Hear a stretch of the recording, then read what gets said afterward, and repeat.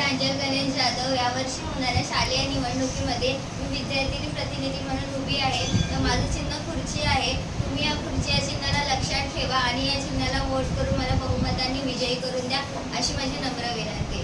तुमच्या ज्या काही अडीअडचणी असतील, समस्या असतील, तुम्ही मला मतदारसुट्टीमध्ये येऊन नक्की सांगा, बिनधास्तपणे सांगा. अगदी विद्यार्थी प्रतिनिधी म्हणून नाही तर तुमची मोठी बहीण किंवा तुमची चांगली मैत्री म्हणून तुम्ही माझ्याशी संवाद साधू शकता.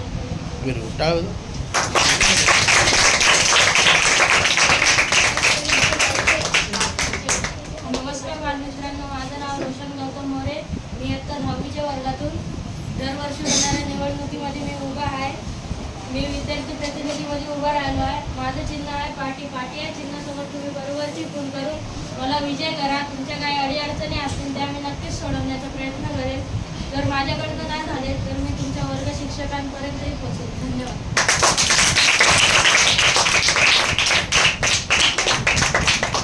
नमस्कार, माझं नाव सृष्टी रवींद्र बोराडे आहे. यावेळी शालेय निवडणुकीमध्ये मी सांस्कृतिक प्रतिनिधी म्हणून उभी आहे. माझं चिन्ह बासरी आहे. मला आशा आहे की तुम्ही या बासरी चिन्हाला नक्कीच वोट करा.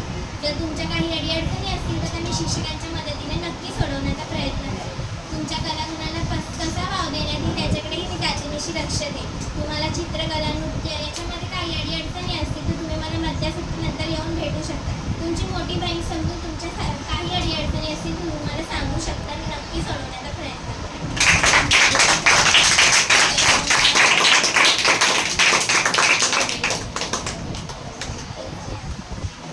नमस्कार बालमित्रांनो, यावर्षी 25-26च्या निवडणुकीमध्ये मी उभा आहे. तर माझी वही हे चिन्ह आहे. वही चिन्हासमोर तुम्ही बरोबर अशी खून करून मला बहुमताने विजय करून द्या. जर तुमच्या काही अडीअडचणी असतील तर मी नक्कीच सोडवण्याचा प्रयत्न करेन.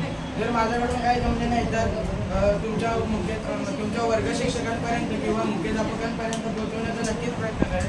व अशा काही अडीअडचणी सोडून दुसऱ्या काही अडीअडचणी असतील, म्हणजे जर तुम्हाला संगीताचे वगैरे काय असं वेगवेगळे कलांचे तुम्हाला जर काय समजून घ्यायचं असेल तर माझ्याकडे नक्कीच या. मी तुम्हाला नक्कीच चांगलं करण्याचा नक्कीच प्रयत्न करेन.